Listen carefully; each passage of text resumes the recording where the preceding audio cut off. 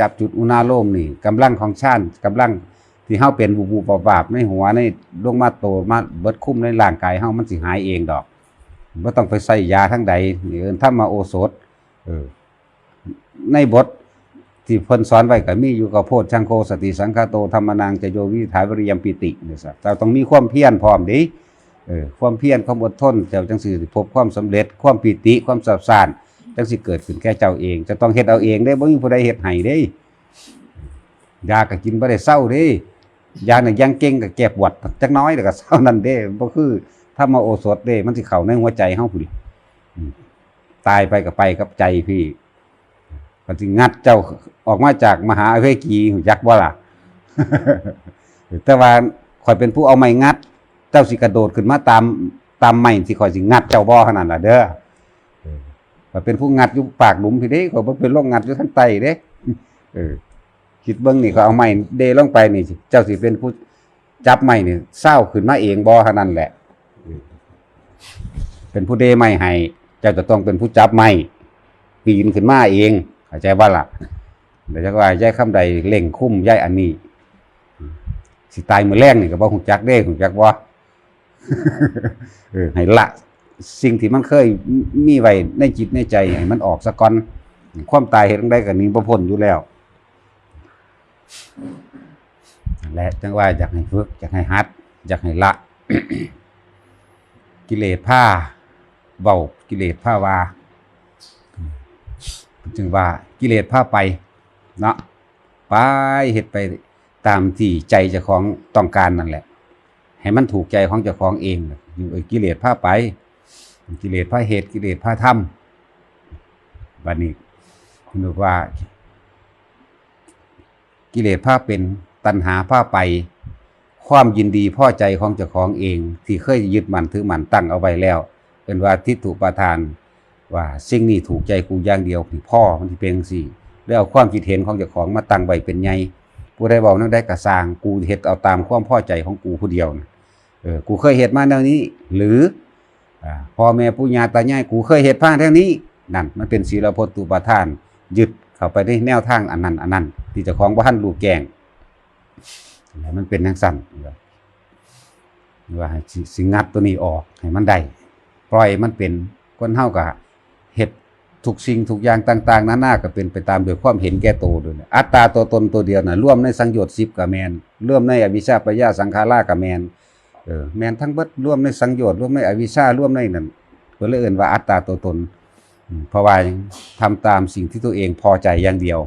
แล้วก็เอาความคิดเห็นของตนมาให้เหตุผลอ้างไปต่างๆนานาเป็นศีลพุตุปาทานบัดนี้คิดว่า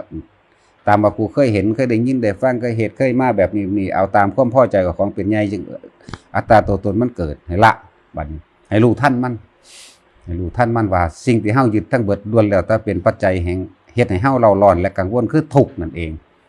สาเหตุของทุกข์ก็เว้าไปแล้วล่ะอันเมื่อกี้นี่แหละทีนี้คือยึดมั่นถือมั่นก็แม่นยึดมั่นถือมั่นก็ร่วมในอัตตาตัวตนคือเก่าสังโยชน์10ก็ร่วมในอัตตาตัวตนคือเก่าอวิชชาก็เป็นอัตตาตัวตนคือเก่าเนี่ยเพิ่นจึงให้ละรู้เท่าทันสิ่งที่มันเป็นอัตตาจริงก็คือว่าความพอใจของตัวเองตัวเดียวนั่นก็แม่นเอาบางใดบางนึงขึ้นมายกได้เบิดตัดตัวใดตัวนึงก็ขาดเบิดทั้งพวงมันนั่นแหละในปัจจัย12อย่างนั่นอวิชชาปัญญาสังขาราเอาตัวใดตัวนึงขึ้นมายกตัวใดตัวนึงมาพิจารณามันก็วนเข้าหากันก็ขาดแตกสลายไปคือกันเบิดนั่นแหละแต่ว่าให้มาได้ยินได้ฟังดูเอามีผู้พาเฮ็ด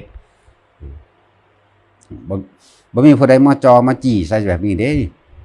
จี้ใส่เอาเป็นคนเลยตะกี้เว้าอ้อมๆบ่เข้าใจบ่จักหยังแม่นบ่ล่ะบ่จักหยังบัดนี้ค่อยจี้ออกซื้อโลดถ้าจักคนก็เฮ็ดตามเท่านั้นแหละต้องเฮ็ดตามเด้อบ่แม่นก็เฮ็ดให้เด้ก็เป็นแต่เพียงผู้แนะซื่อๆดิเฮ็ดตามนี้เด้อถ้าเจ้าบ่อยากเจ็บปวดแข้งขาร่างกายของเจ้าถ้าเจ้าบ่อยากกระวนกระวายภายในใจให้เจ้าคิดแบบนี้เด้อละแบบนี้เด้อมีความคิดเห็นแบบนี้เด้อแล้วก็เอาประสบการณ์ชีวิตจริงของเจ้าของเองเข้ามาเทียบคนเฮาทุกข์เพราะว่าหยังผู้อยู่เบื้องหลังของมันจริงๆก็คือตัณหาของเจ้าของเองคือความอยากนั่นแหละความอยากหยังอยากได้กองกิเลส ของกิเลสเป็นหยัง กิเลสวัดมีวัตถุที่มีวิญญาณและบ่มีวิญญาณจึงเองบางกิเลสวัดตัณหาเป็นผู้พาเหตุพาเป็นพาไปอุปทานเป็นผู้ยึดมั่นถือมั่นให้ได้ดังใจที่ตัวเองที่ตัวกูเองใจกูเองพอใจชอบใจเฉพาะสิ่งนี้กูก็เฮ็ดไปตามนี้เนี่ยกรรมวัดเมื่อเฮ็ดลงไปแล้วบ่อาจสามารถละสิ่งใดได้เลื่อนว่าวิบากวัดนี่หมุนวนมาเกิดใหม่เกิดตกอยู่ใต้อำนาจที่เจ้าของเฮ็ดไว้จนการแก้กรรมจริงๆแล้วก็แก้พฤติกรรมข้างจิตของเฮาเองแก้ความคิดให้มันถูกก็พอถ้ามันถูกแล้วมันละหน้าบ่ต้องไปคิดถึงอดีตที่มันเคยมีมาดอกคำว่าเกิดมาใส่กรรมจังซี่บ่ต้องไปเว้าเป็นคือบ่หยังคือเกิดมาสร้างกรรมดีเกิดมาสร้างทางไปนิพพานพุ่นเกิดมาสร้างบารมีวางสิบ่ต้องไปว่าเกิดมาใส่กรรมเก่าเวลาถามว่าสิตายแล้วจังสิไปไสจังซี่โอ้ยจักล่ะแล้วถ้าเขาจักเขาใดเขากับเขาเขลาเจ้าของเองนั่นแหละโง่เขาของเจ้าของเองน่ะเพราะว่าบ่ฟังธรรมพุทธเจ้าเบิดทุกคนนั่นแหละแล้วแต่เขากับเขาคือความโง่ของเจ้าของเองนั่นแหละขาดเขาตัวเองของเองที่นี่จะว่าแล้วแต่เขากำหนดตั้งไว้ไปนิพพานอย่างเดียวเข้าใจว่าล่ะตั้งไว้ตายแล้วกูไปนิพพานมันนั่นกูบ่มาเอาหีแม่มึงอีกดอกแนวจังสี่กูเมื่อกูนายหลายนี่ให้มันออกจากความรู้สึกของเจ้าของจริงๆนั่นน่ะเวลาเฮามีความรู้สึกอยากได้นั่นอยากได้นี่หรือสร้างคนผู้นั้นผู้นี้คักๆเฮาก็ยังมีความใส่จิตใส่ใจยามใดมึงสิตายยามใดมึงสิเป็นจังซั่นจังซี่เนาะนั่นแหละอารมณ์เห็นบ่อารมณ์ความพอใจถ้าบ่มีผู้นี้กูคือสิมีความสุขกว่าซ่านเขาก็ตายไปดันคน2คนแล้วแต่ของก็ยังคือเก่าอยู่ทุกข์อยู่นั่นแหละแต่นั้นจงน้อมเข้ามาหาความรู้สึกนึกคิดเจ้าของออกความนึกคิดเกี่ยวข้องเจ้าของนึกให้มันออกว่าเฮาไปยึดกับหยังสิ่งใดติดเรื่องใดถ้าเฮาก็รู้เท่าทันเรื่องนั้นแหละมันก็ดับลงเองนั่นแหละเรื่องที่เฮ็ดให้เจ้าของบ่พอใจหรือพอใจก็สร้าง